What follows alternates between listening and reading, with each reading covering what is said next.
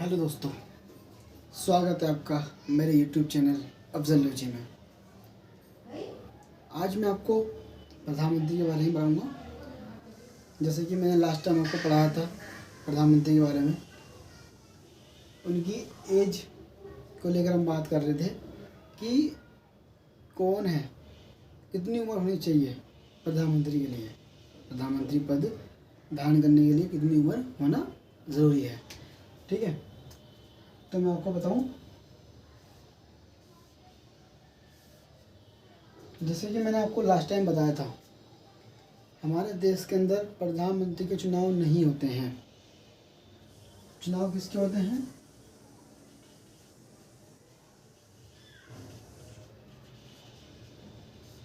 लोकसभा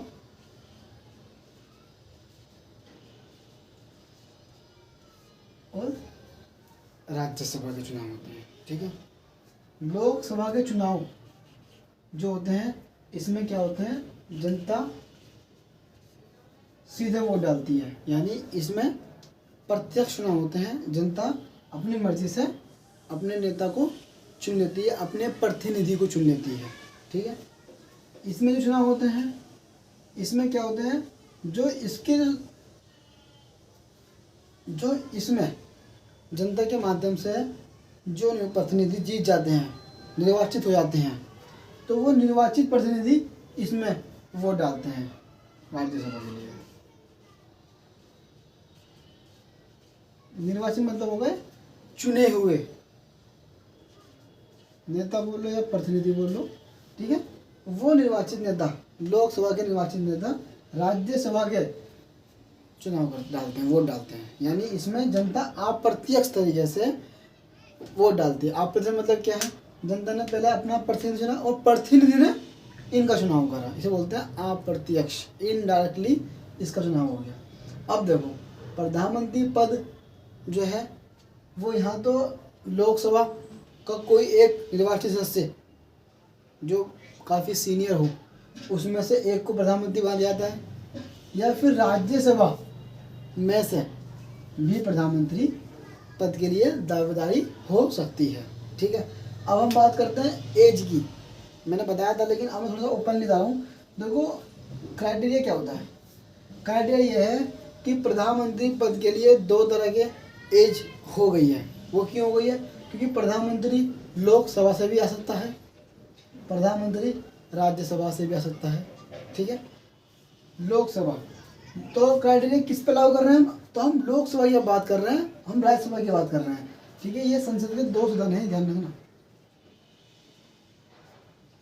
ये पहला, ये निचली सदन है और ये ऊपरी सदन, upper house, lower house and upper house. ठीक है, ये बोलते हैं इसको। निचली सदन लोकसभा को कहते हैं, ऊपरी सदन राज्यसभा को कहते हैं। तो लोकसभा, अब उसने कहा कि लोकसभा का सदस्य या लोकसभा के लिए योग्यता क्या होनी चाहिए।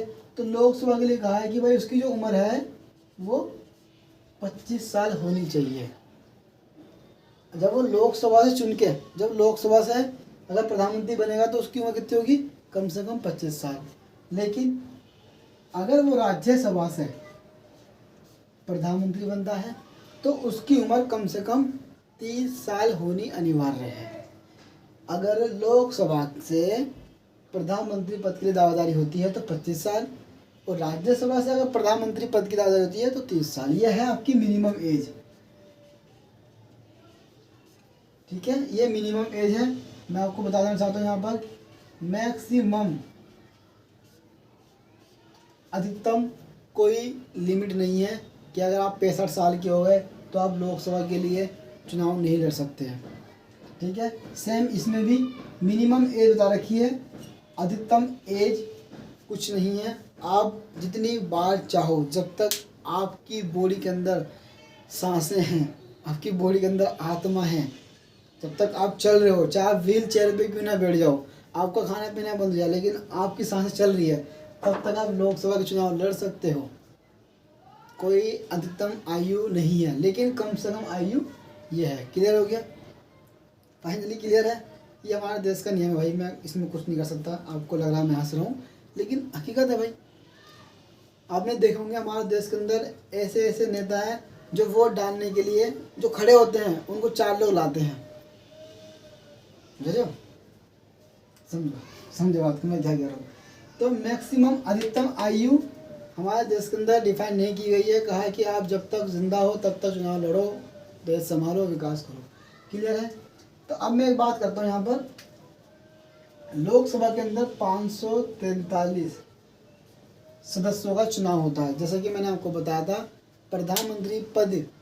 प्रधानमंत्री के लिए देश के अंदर चुनाव नहीं होता है।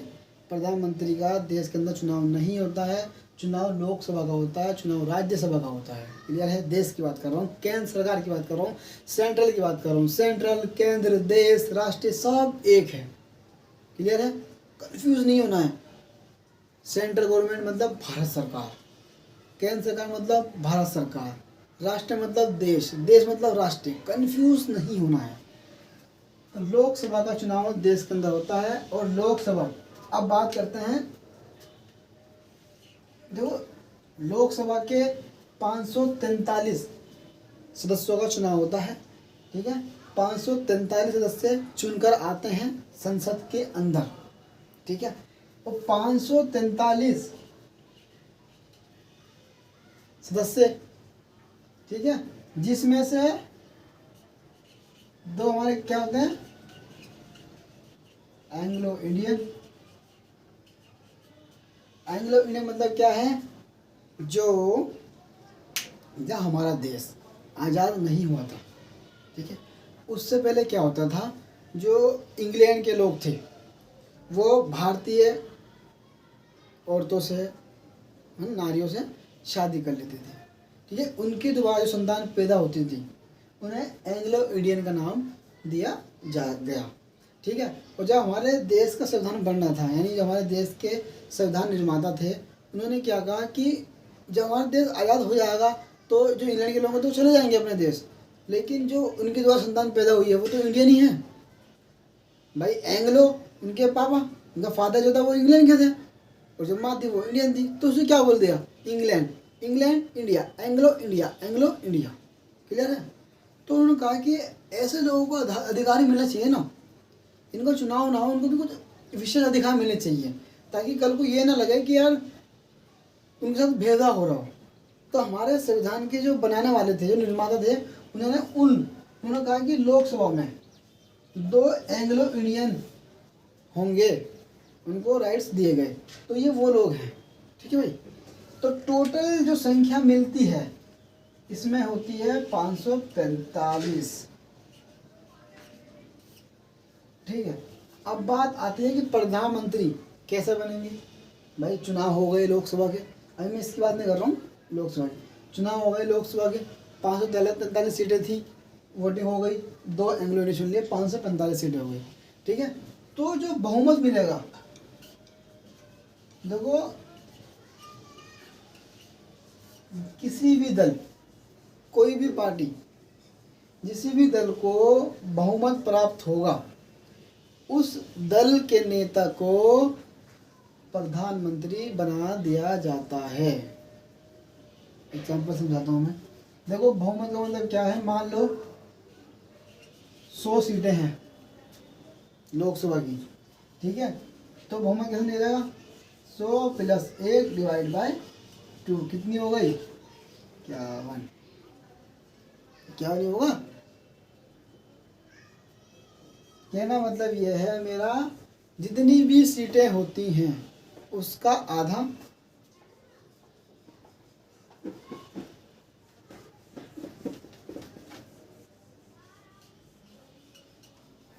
+1 वो कौन जीत जाते हैं। क्लियर है। जैसे कि आपने कल देखा हो कर्नाटका में विधानसभा की सीटें 224 थी। देखो अब विधानसभा नाम आ गया, मुख्यमंत्री का नाम तो नहीं है ना। जिस तरह से देश के अंदर लोकसभा और राज्यसभा होती है, सेम पैटर्न से, उसी तरह राज्य के अंदर एक विधानसभा, एक विधान परिषद होती है। जो काम देश के अंदर लोकसभा राज्यसभा मिलकर कर रही हैं, सेम वही काम राज्य के अंदर विधानसभा विधान परिषद कर रही है। जैसा कि आपको पता होगा, आपने देखा होगा कल न्यूज़ कि कर्नाटक के अंदर विधानसभा चुनाव के रुझान ये हैं, 224 सीटें थी, 224 का आधा कितना हो गया? 112 प्लस 1 113। जिस दल को 113 सीटें मिल जाएंगी सरकार उसकी, तो ऐसे ही तो बहुमत मिल गया। ठीक है। अब क्या होता है, मान लो किसी एक पार्टी को, हमारे देश के अंदर आजकल 3 बड़ी पार्टियां हैं, आप देख रहे होंगे, बीजेपी,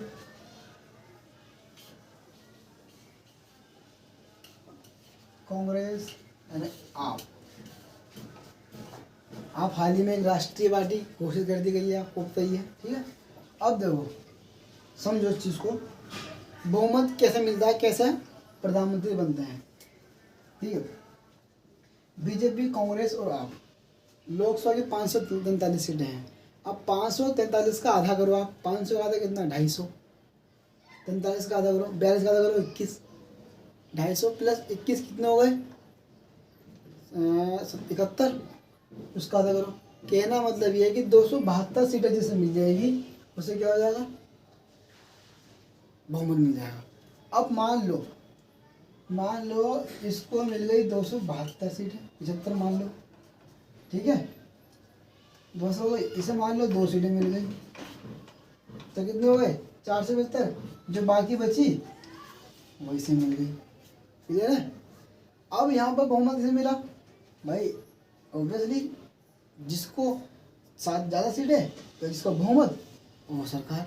अब क्या होता है ऐसी, अब भाई बीजेपी तो मिल गया बहुमत, मान लो भाई बीजेपी ने सीटें प्राप्त करी 275। वैसे सीटें होनी चाहिए यहाँ पे, अगर मैं बढ़ाऊँ 270 होते हैं। ठीक है, इतनी में। अब क्या होगा, बीजेपी 270 उसके नेता जीत गए, एक तो बहुमत मिल गया, ऊपर से 270 जो सदस्य थे उसके वो जीत गए, 270 नेता बन गए। अब क्या होगा, अब वोट नहीं होगी, अब 270 नेता बोलेंगे भाई मैं प्रधानमंत्री बनूंगा, भाई मैं प्रधानमंत्री बनूंगा, तो क्या होगा?